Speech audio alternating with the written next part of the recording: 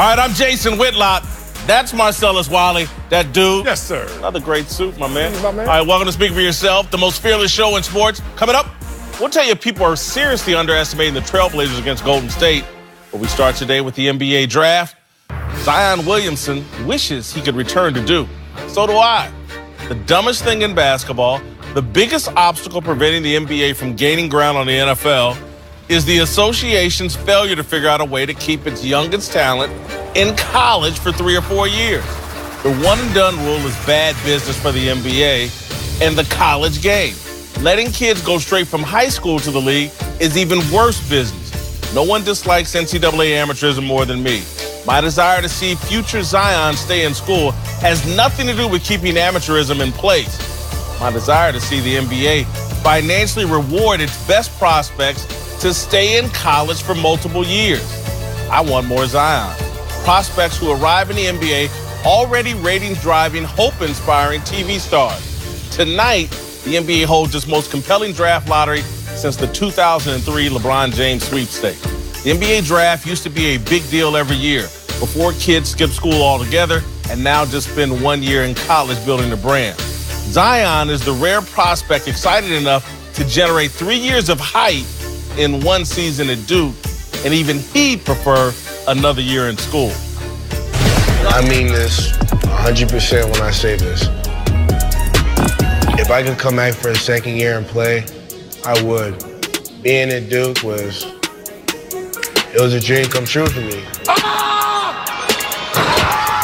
was the best year of my life. Unfortunately, that's just not the reality we live in.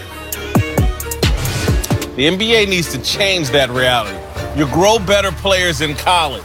It's a superior training ground than the end of an NBA bench or the G League. It's no coincidence that Steph Curry, Damian Lillard, CJ McCollum, and Klay Thompson all spent at least 3 years in college. College is where you learn how to compete, how to put the team goals ahead of individual goals.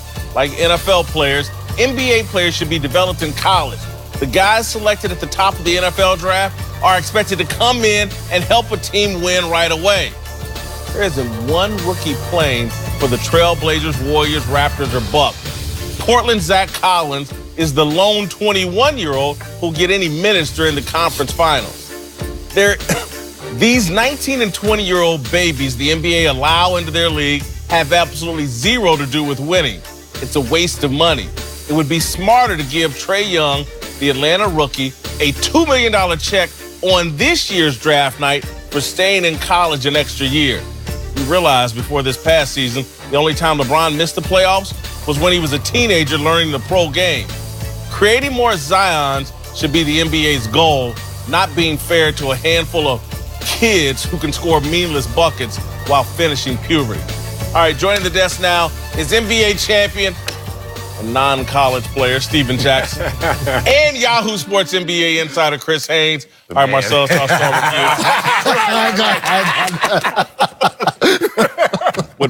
Would prospects playing longer in college improve the NBA? I mean this 100%. If I could, Whitlock, I would stay another year. What's the cue card? What's the cue card? Because I really mean this. What the hell? Nobody forcing you to leave, bro. All that money is. You don't want to get them buckets to college for free another year. It's amazing that these guys get caught up to the noise and they listen to it to the point where they actually got to sell something to the noise when in reality, this is for you. Zion, this was your best year ever. You know why? Because it was your last great year. Guess what next year's going to be? Even better, brother. You're going to get that check. You're going to get that opportunity. And you, because you're going to go to a sorry team, is going to get an opportunity to go out there and make it even a greater year. So why limit yourself in this capacity? I'm still going to class. For what? I went to an Ivy League school. I knew smart people who don't even go to class extra times. I believe, Zion, you don't. But get to my point. Would the NBA be better if the kids stayed longer in college? I was trying to kill you with them jokes. Now I'm real dope. Hell no. Hell no. I mean, we're not even going to go the none and dones because we know that list LeBron, Kevin Garnett, Kobe. Tracy McGrady, Sean Kemp. Let's go back.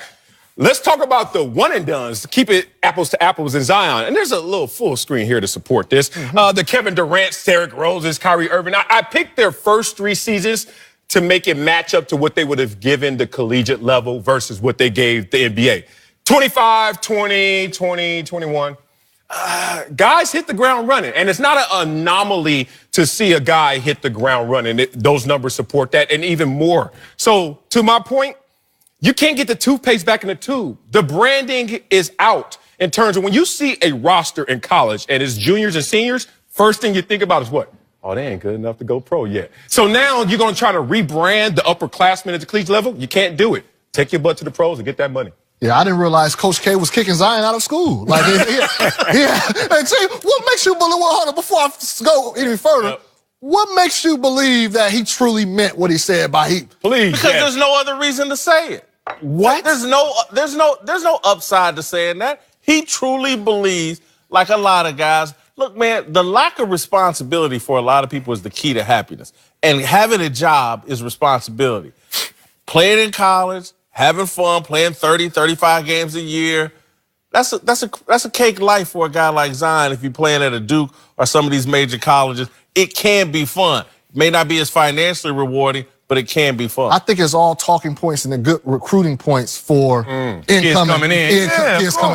Want to stay and all that. But please, like, nobody's forced to. You can go back. Go back. But look, I'll say this.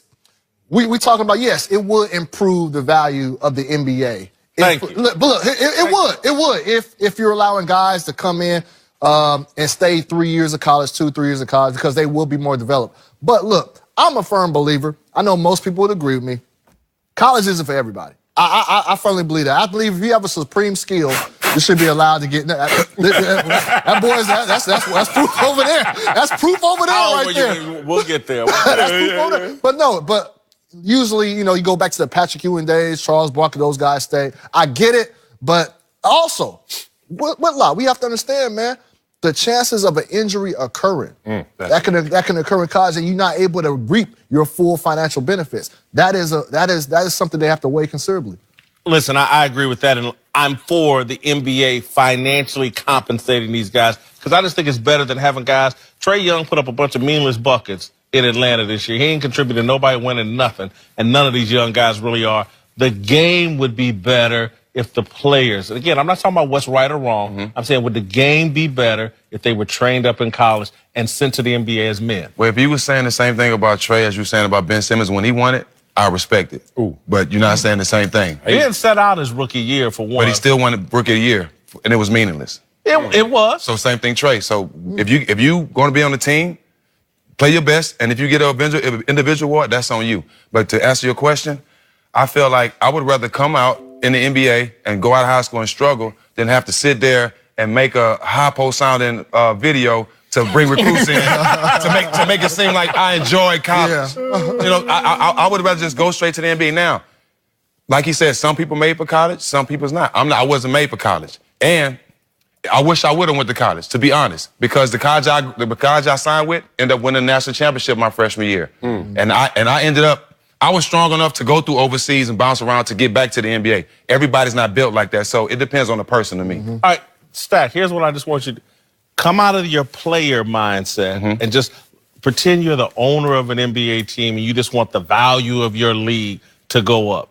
Would you not admit the game was better served by more experienced players coming into the NBA? A lot of these young guys just sucking up minutes. They're not really contributing to the overall health of the game until these guys get to be 21, 22, 23 years old. Well, if a scout goes and picks a player that's not ready, that's on the scout. You can't blame the kid for taking opportunity.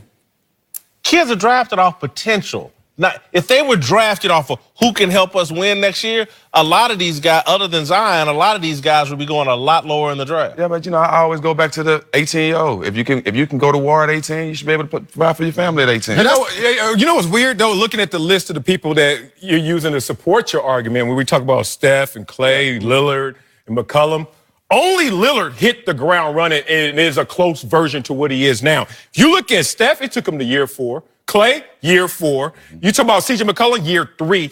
None of those guys, and they stayed in college. And then they came in the NBA, and it's a different world. It's a different level. So to stay in college, you still got to make the adjustment. You still got to get up to that next level. But then you got to think about all the people that's trying to get in the NBA. That window is small. You get hurt or anything can happen. Guys trying to take your spot daily. All right, let's move on to this. I believe Zion Williamson is a can't-miss prospect. I think he's in the same boat